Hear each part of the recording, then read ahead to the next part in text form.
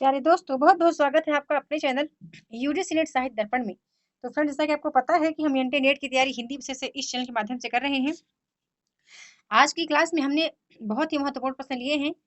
वो चाहे आप नेट की तैयारी कर रहे हो, JRF, set, TGT, PGT, KBS, NBS या टी ट्रिपल एसएसबी एग्जाम्स की तैयारी कर रहे हो, या फिर आप असिस्टेंट प्रोफेसर की तैयारी कर रहे हो, ठीक है ना। बहुत ही इंपॉर्टेंट ये क्लास है, खासकर नेट और टीजीटी पीजीटी के लिए ही, क्योंकि मैंने आपको एक बार अवगत कराया है कि मैंने कुछ महत्वपूर्ण पीवाईक्यू किए हैं, जो कि टीजीटी पीजीटी केवीएस एनबीएस के।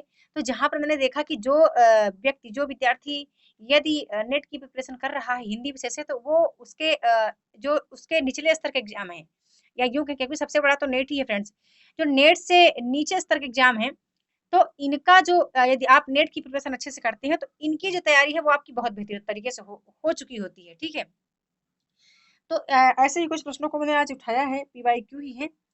तो चलिए बात कर लेते हैं सबसे पहले। अच्छा हाँ, प्रश्न भी कॉन्सेप्ट पर आधारित है, ठीक है। मैंने जो कॉन्सेप्ट से लिए गए प्रश्न है, ये चीज मैंने पकड़ा फ्रेंड्स। प्रश्न जो है कॉन्सेप्ट से ही बनते हैं। ऐसा नहीं है कि आप कहीं से पीवाई कर लें और कोई एग्जाम क्वालिफाई कर लें, तो ये नहीं हो पाएगा। आपको कहीं ना कहीं किताबों का अध्ययन करना पड़ेगा। तो पहला प्रश्न है कि प्रोफेसर बुलर के अनुसार ब्राह्मी लिपि में कुल कितने अक्षर थे। ठीक है, तो 41 अक्षर थे, याद रखिएगा, क्योंकि लिपियों को लेकर फ्रेंड्स बहुत मतभेद है। कुछ लोग बामन लिपि बताते हैं, कुछ लोग 41 लिपि बताते हैं, कुछ लोग और बताते हैं, है ना। तो काफी कुछ हैं विद्वान हमारे, तो आप याद रखिएगा, है ना। बुलर ने क्या बताया कि 41 लिपि है, 9 स्वर हैं और 32 व्यंजन है, ठीक है। ये बुलर के अनुसार है। अब आगे बात करते हैं। अगला प्रश्न बड़ा इंपॉर्टेंट है फ्रेंड्स। एग्जाम में भारत की लिपि से बहुत ज्यादा प्रश्न बनता है, ठीक है। आपको पता है भारत की लिपि देवनागरी है। देवनागरी लिपि को से प्रश्न तो बनता ही है। कार इसके लिए लिपि की बात करो, तो लिपि से कम 50 प्रश्न बनने के चांस रहते हैं। ये एक छोटा सा टॉपिक है लिपि, यदि इसको आप अच्छे से इसका कंसेप्ट आप तैयार रखते हैं, तो देखो भारत की लिपि कैसी है, अक्षरात्मक है ना। हमने ये पढ़ लिया कि भारत की हमारी जो लिपि है अक्षरात्मक है। अब यहीं पे आपको ये याद रखना है कि रोमन लिपि जो है कैसी है, वो वर्णात्मक है, ठीक है। ये याद रखना है। कामता प्रसाद गुरु के अनुसार लिपि की आपको परिभाषा भी याद रखनी है। फिर यहीं पर आपको याद रखना है कि लिपि की जो अवस्थाएं दी गई हैं विकास की, वो 4 अवस्थाएं दी गई हैं, ठीक है। चित्र लिपि, प्रतीक लिपि, भाव लिपि, ध्वनि लिपि, ये आप याद रखना।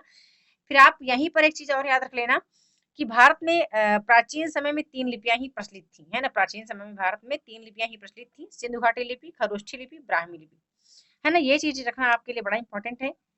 तो यहीं पर देखो, मैंने छोटा सा टॉपिक लिया, लेकिन बनने के लिए प्रश्न बहुत ज्यादा बनते हैं। अब ये प्रश्न है ना, बड़ा सरल है। कुटिल लिपि का विकास किस लिपि से हुआ है, बिल्कुल इसका आंसर आपको देना है। यदि आपने नेट का पीवाई क्यू किया है, तो भी आप इसका आंसर दे देंगे। यदि आप टीजीटी पीजीटी की तैयारी कर रहे हैं, आपने लिपि को पढ़ा है, तो भी आप इसका आंसर बड़े आराम से दे लेंगे, है ना। कि कुटिल लिपि का विकास किस लिपि से हुआ है ना। आप बिल्कुल याद रखिएगा। और ब्राह्मी लिपि को तो बड़े आराम से, बड़े ध्यान से आप पढ़िएगा। इसका आंसर सभी मित्र देंगे, ठीक है। अगला प्रश्न आता है कि सर्वप्रथम किस विद्वान ने पंचमाक्षर के स्थान पर अनुस्वार के प्रयोग का प्रस्ताव रखा है ना। डॉक्टर श्याम सुंदर दास हैं। ये भी बड़ा इंपॉर्टेंट है। इसको भी आप बिल्कुल याद रखिए, ध्यान से पढ़ें। इकाई एक, खास कर यदि नेट की बात करूं फ्रेंड्स, नेट के विद्यार्थियों के लिए, तो इकाई एक करना बड़ा इंपॉर्टेंट है। इकाई दो तो है ही, सभी का इंपॉर्टेंट, लेकिन इकाई एक इतना, मतलब हमारे लिए इतना कठिन नहीं है। उसको हमने ऑलरेडी पढ़ा हुआ है पहले से, व्याकरण जो भी है, जो तथ्य हैं, बस हमें उसका दोहराव अच्छे से कर लेना है। तो वहां से बनने वाला कोई प्रश्न हमारा गलत नहीं होना चाहिए। देखो आ गया प्रश्न ना, कि रूपांतर के अनुसार शब्दों के कितने भेद हैं। देखो हमने इसको पढ़ा है, पहले भी पढ़ा है कि रूपांतर के अनुसार शब्दों के भेद हैं, लेकिन एग्जाम टाइम में हम बहुत सारी गलतियां कर जाते हैं और हम भूल जाते हैं।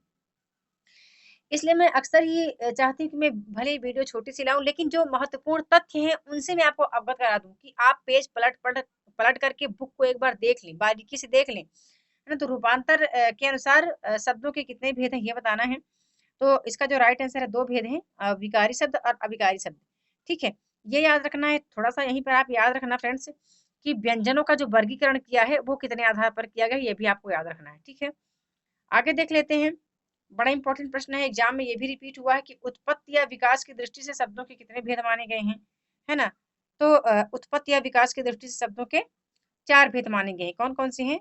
तत्सम, तद्भव, देशज और विदेशी, है ना। यहाँ से बहुत ज्यादा प्रश्न बनता है, हर बार प्रश्न बनता है, चाहे 1 या 2 प्रश्न ही बने, ये प्रश्न जरूर बनता है कि कौन सा प्रश्न, मतलब कौन सा शब्द देशज है, विदेशी है, तद्भव, तत्सम, ऐसा करके एक दो प्रश्न बनते हैं टीजीटी पीजीटी के विद्यार्थियों के लिए कह रही हूँ, ठीक है, नेट के लिए नहीं कह रही हूँ। नेट के लिए तो अलग टाइप का प्रश्न बनता है, वो भी अभी आगे चल के दिखाते हैं। ये भी याद रखना, वाक्य प्रयोग के अनुसार शब्दों के कितने भेद हैं, ठीक है, ये भी एग्जाम में एक दो बार प्रश्न बना है नेट के पाठ्यक्रम में। देखिए हाँ, ये प्रश्न बनता है कि पलक किस भाषा का शब्द है ना, फारसी भाषा का शब्द है। अब आपको अरबी उर्दू बिल्कुल याद रखना है, अरबी उर्दू हिंदी तुर्की, ये ज्यादा एग्जाम में पूछने के चांस हैं। तो ये देखिए, ये अभ्यास से आएगा, इसकी कोई ट्रिक नहीं है फ्रेंड्स, इसकी कोई ट्रिक मेरे पास नहीं है, बस मैंने अभ्यास किया था तो वही मैं आपको बता रही हूँ।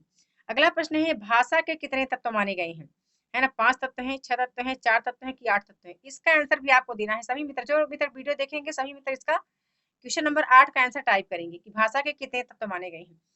अगला प्रश्न आता है कि निम्नलिखित में से अंतस्थ व्यंजन नहीं है ना, बताना है अंतस्थ व्यंजन नहीं है। या र ला वा, सॉरी या रा ला हा, तो हा जो है नहीं है, और जबकि या रा ला वा अंतस्थ व्यंजन की श्रेणी में आते हैं। यहीं पर आपको क्या याद रखना है, स्पर्श व्यंजन कौन से हैं। उसमें व्यंजन आपको याद रखना है अर्धस्वर, पार्श्विक, लुंठित और प्रकंपित स्वर के व्यंजन के अंतर्गत कौन सा आता है। अनुनासिक आपको पता है, अनुनासिक तो आप बिल्कुल कर लेंगे, है ना। चलते हैं अगले प्रश्न की ओर।